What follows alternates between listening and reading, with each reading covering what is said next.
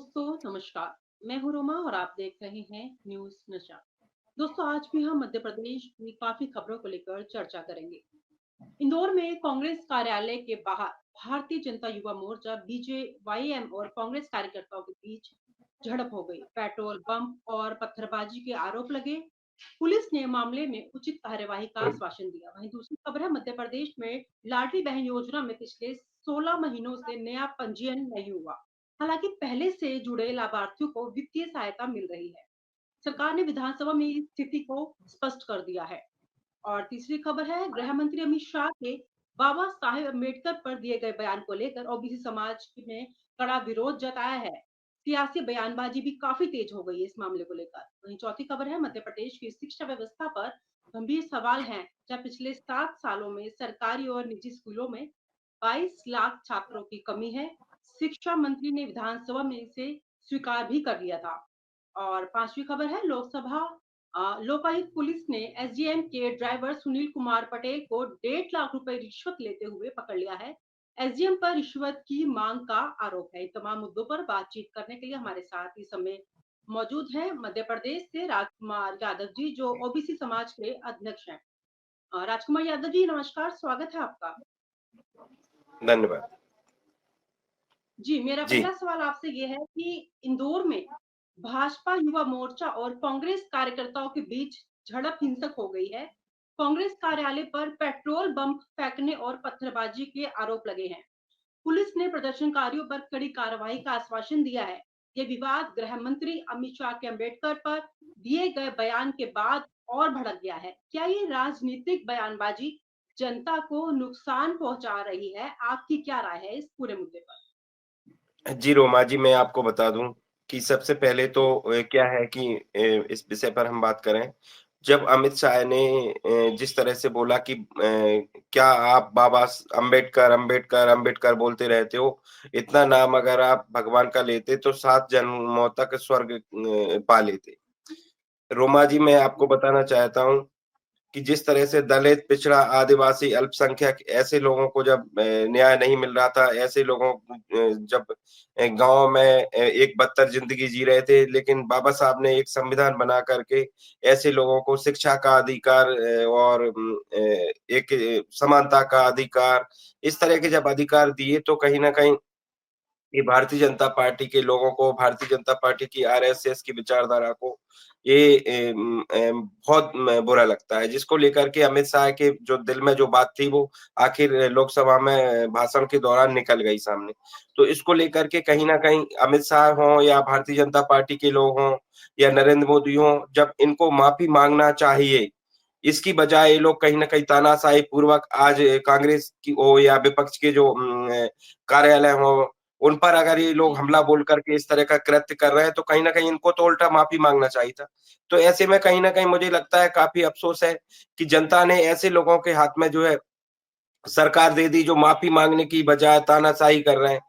ऐसे में सोचना चाहिए कि जब इन्होंने गलती की है तो इनको एक मानवतापूर्वक माफ़ी माँग लेना चाहिए। लेकिन इसकी बजाय ये लोग हठधर्मिता कर रहे हैं और माफ़ी नहीं माँग रहे हैं। अमित शाह ने भी प्रेस कॉन्फ्रेंस की उसी रात को, लेकिन माफ़ी नहीं माँगी। फिर इसके बाद में इन्होंने रोमा जी, मैं आपसे पूछना चाहता हूँ, आंदोलन, धरना, प्रदर्शन, चाहे वो लोकसभा की बात हो, चाहे लोकसभा के बाहर अन्य स्टेटों की बात हो या जिलों की बात हो या ब्लॉक लेवल पे बात हो।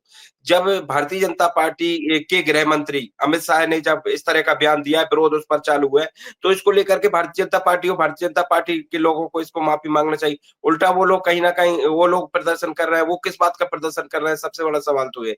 जैसे लोकसभा में आपने देखा कि राहुल गांधी और आपस में ये लोग भी कहीं न कहीं प्रदर्शन के लिए भाजपा के सांसद आए।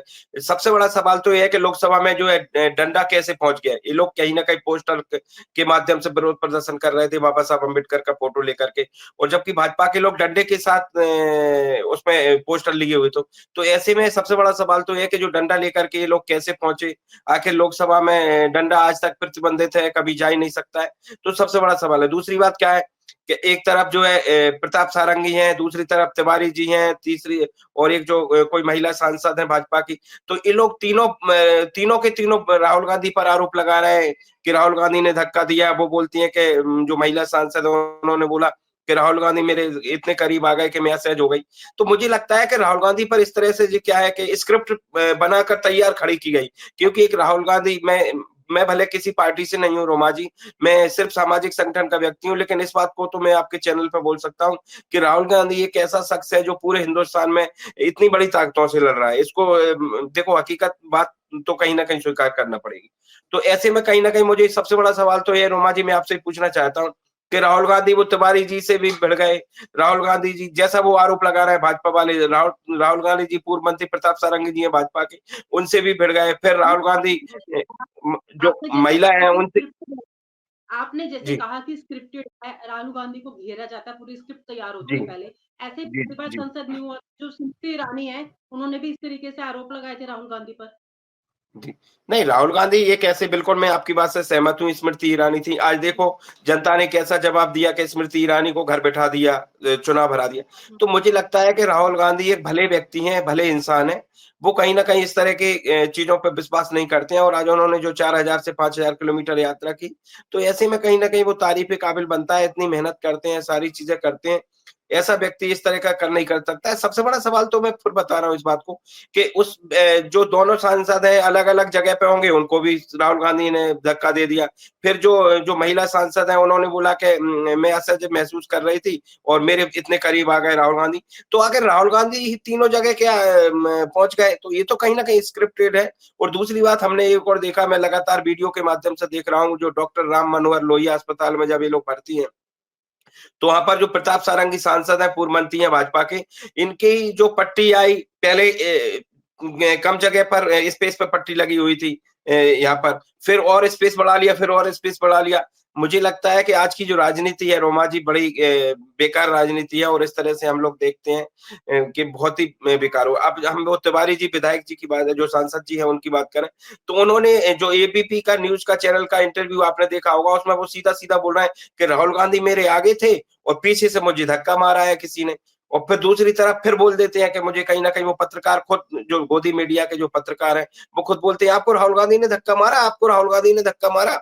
और जबकि वो बोल ही नहीं रहा है इस बात को कि राहुल गांधी ने धक्का मारा है। तो कहीं न कहीं रोमा जी जब चौथा स्तंभ है हमारा, जो जनता की जो आवाज़ है उठाने का काम, सबसे बड़ी ज़िम्मेदारी होती है मीडिया की होती है, और मीडिया ही अगर गोदी में बैठ कर के इस तरह से अगर बिक जाता है, तो ऐसे में कहीं न कहीं देश किस दिशा में जा रहा है, तो ऐसे में बड़ा ही गंभीर सवाल है। जी, रोमा जी। जी। नहीं, जैसे आपने कहा स्क्रिप्टेड है और आपको नहीं लगता है जो आरोप लगाए जा रहे हैं इसमें सच्चाई है। है तो देखने पर जनता ही तय करेगी। और मैं उसी में मुद्दे पर आती हूँ जो मैं अमित शाह को लेकर जो बात चल रही थी हमारी शुरुआत में। जो गृह मंत्री अमित शाह ने बाबा साहेब अम्बेडकर पर दिए गए जो बयान पर ओबीसी समाज और जो आप भी मिलकर, आपकी भी पार्टी मिलकर पूरी इसको लेकर एक आंदोलन करने जा रहे हैं और आज भी किया। तो आज के आंदोलन लगातार जो आंदोलन हो रहे हैं, क्या लगता है अमित शाह का जो बयान है वो वाक़ई बाबा अम्बेडकर का अपमान है या इसे राजनीतिक रंग भी दिया गया है? रोमा जी, आज आपने देखा होगा कि आपको विजुअल्स भेजे हैं, हमारे ओबीसी जन कल्याण संघ ने पूरा मध्य प्रदेश से लेके सभी जगह आंदोलन किया है और प्रदर्शन किया है, और बाबा साहब अम्बेडकर का जिस तरह से अमित शाह ने अपमान किया है, इसको लेकर के हम लोगों ने प्रदर्शन किया कि अमित शाह माफी मांगो और माफी के साथ साथ इस्तीफा दो, क्योंकि देश में हमारे में एक मानवता है और मानवता के आधार पर हमने कई बार ऐसा देखा है, जब किसी भी तरह से कोई भी मंत्री सांसद रहे होंगे, उन्होंने कई बार हमारे देश में मानवता के आधार पर इस्तीफा दिया है। कोई नया काम नहीं है कि अमित शाह अगर इस्तीफा देंगे तो कोई नई बात हो जाएगी। जिस तरह से सबसे बड़ा सवाल तो ये है कि जिस तरह से महामानव हैं बाबा साहब अम्बेडकर हैं, जिन्होंने संविधान लिखा है और जिन्होंने किस तरह से आज गरीब, शोषित, वंचित, एक जो गाय चराने वाला, भैंस चराने वाला और जो कहीं न कहीं मज़दूरी करने वाले व्यक्ति को एक ऐसे सांसद बना दिया, प्रधानमंत्री बना दिया, मुख्यमंत्री बन गए, ऐसे लोगों को कहीं न कहीं बड़े ओहदे पर पहुँच गए, तो ये बाबा का संविधान नहीं होता बाबा साहब का, तब तो नहीं पहुँच पाते ये लोग। तो इसको लेकर के हमने भी पूरा मध्य प्रदेश में और हर जगह तहसील, विधानसभा, ब्लॉक स्तर पर विजुअल के माध्यम से देख सकते हैं, लगातार प्रदर्शन किया है और बाबा साहब अम्बेडकर की जो जहाँ-जहाँ पर प्रतिमा है, उन पर फूल-माला अर्पित करके हम लोगों ने वहाँ पर जो है धरना प्रदर्शन किया है। मैं रोमा जी बस इतना ही कहना चाहूँगा कि जिस तरह से अमित शाह हठधर्मिता कर रहे हैं और जिस तरह से तानाशाही कर रहे हैं और नरेंद्र मोदी उनका साथ दे रहे हैं, जबकि नरेंद्र मोदी एक ऐसे संवैधानिक पद पर हैं, उनको अमित शाह से इस्तीफा ले लेना चाहिए। ऐसा कई बार हुआ है हमारे जब कांग्रेस के शासनकाल में कई बार मंत्रियों ने गलती की है, तो कई बार ऐसे इस्तीफा हुए हैं। रोमा जी बहुत बड़ा एक ये सवाल है कि जिस तरह से लगातार हम लोग देख रहे हैं कि हमारे देश में इस तरह से ये तानाशाही चल रही है। हमने देखा कि महाराष्ट्र में भाजपा के लोग कांग्रेस की और जो कार्यालय है उस पर हमला करते हैं। इंदौर में भी आपने अभी देखा, इंदौर पर भी कांग्रेस के लोग हमला जो भाजपा के लोग, चूँकि मैं माफ़ी चाहूँगा, भारतीय जनता पार्टी युवा मोर्चा के लोग इंदौर में भी कहीं न कहीं कांग्रेस के कार्यालय पर हमला करते हैं। अरे एक तो चोरी और सीना-जोरी रोमा जी। एक तो इन लोगों ने कहीं न कहीं चोरी सीना-जोरी वाली जो कहावत है, एक तो भारतीय जनता पार्टी के जो गृह मंत्री हैं, उन्होंने गलती की है और ऊपर से वही लोग प्रदर्शन कर रहे हैं। किस बात का प्रदर्शन कर रहे हैं ये लोग रोमा जी? जब इन लोगों ने गलती की है और जो प्रोटेस्ट किया जा रहा है वो भाजपा के खिलाफ प्रोटेस्ट चल रहा है, अमित शाह के खिलाफ प्रोटेस्ट चल रहा है, उन्होंने बाबा साहब अम्बेडकर साहब का अपमान किया है, उसका प्रोटेस्ट चल रहा है। फिर भारतीय जनता पार्टी किस बात का प्रोटेस्ट कर रही? अरे भारतीय जनता पार्टी तो भारत के संविधान की अवहेलना कर रही, दूसरी तरफ उनके सरकार के लोग हैं, गलती करते हैं, दूसरी तरफ से वो लोग किस बात का प्रदर्शन कर रहे हैं और ऊपर से और अगर सरकार है आपकी, आज मध्य प्रदेश में भाजपा की सरकार है, महाराष्ट्र में भाजपा की सरकार है, देश में भाजपा की सरकार है, तो इसलिए सरकार बनी है कि इन लोगों की और ये जाए कार्यालय पर और इस तरह से तोड़-फोड़ करें। इनको अगर सरकार बनाने का मौका दिया है, तो इस तरह से ये तानाशाही करेंगे रोमा जी? ऐसे में बहुत बड़ा सवाल है ये। ये कहीं न कहीं जनता को खैर आपने समझने की ज़रूरत है। जी, जनता के पास जो हथियार है वो है एक आंदोलन करना, लेकिन अमित शाह हमारे गृह मंत्री हैं, तो बहुत जी। ईज़ी नहीं है उनसे इस्तीफा लेना। कांग्रेस पार्टी के आपने बोला कि कई नेताओं ने इस्तीफे दिए, लेकिन अमित शाह से इस्तीफा लेना बहुत बड़ी बात है। खैर आंदोलन तो चलते रहेंगे और रोमा जी, देखते मैं हैं कि आपको ये इसी बात पर आपकी इस बात पर एक और बात बता देता हूँ, फिर आगे का आप सवाल ले लेना। आपने बोला कि इस्तीफा लेना आसान नहीं, रोमा जी मैं आपको बताऊँ बिहार का चुनाव आ रहा है।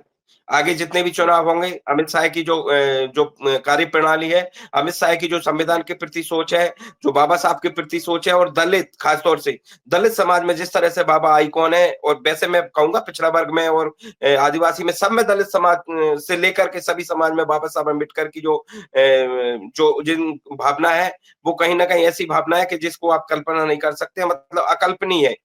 बाबा साहब के प्रति जो विश्वास है और बाबा साहब के प्रति जो संविधान है के तहत जो सम्मान है दलित में, पिछड़ा आदिवासी में, वो इतना सम्मान है कि अमित शाह की जो है चेहरा है ना, वो उजागर हो गया है। दलितों के प्रति अमित शाह का चेहरा उजागर हुआ है। आने वाले समय में भारतीय जनता पार्टी या भारतीय जनता पार्टी से संबंधित जितने भी जो राजनीतिक संगठन होगा, उनका विरोध जगह-जगह किया जाएगा और वोट की तो आप सोचना मत, वोट की चोट देगा। अगर अमित शाह इस्तीफा नहीं देंगे ना, तो भारतीय जनता पार्टी का इसको नुकसान उठाना पड़ेगा, अमित शाह को भी इसका नुकसान उठाना पड़ेगा आने वाले समय में। जी, रोमा जी। जी, वैसे दलित समाज को भी अब आगे आने का मौका मिल रहा है, इस जी। आंदोलन के ज़रिए।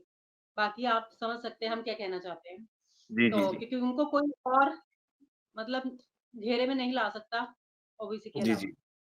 बाबा साहब का ये अपमान नहीं सहेगा हिंदुस्तान। बाबा साहब का ये अपमान नहीं सहेगा हिंदुस्तान। आज जिस तरह इस्तीफा दो इस्तीफा दो। आज जिस तरह से लोकसभा में कल परसों के दिन जो अमित शाह जो देश के गृह मंत्री हैं, इतने बड़े ओहदे पर होकर के उन्होंने जो हमारे सम्माननीय माननीय जो बाबा साहब अम्बेडकर साहब का जो अपमान किया है, उसके लिए हम लोगों ने आज बदरवास में, शिवपुरी जिले के बदरवास में विरोध किया है और हम लोग कहीं ना कहीं पूरा मध्य प्रदेश से लेके पूरे भारत में इसका विरोध कर रहे हैं। और जो अम्बेडकरवादी हैं और जो संविधान को मानने वाले लोग हैं और जो हम लोग भारत को एक हिंदुस्तान के रूप में एक दृढ़ संकल्पित एक मजबूत देखना चाहते हैं, वो सभी लोग हम इसका विरोध कर रहे हैं और हम लोग बाबा साहब का अपमान सहन नहीं करेंगे। हम लोग चाहते हैं कि कहीं ना कहीं अमित शाह माफी भी मांगे और अमित शाह इस्तीफा दें। जी।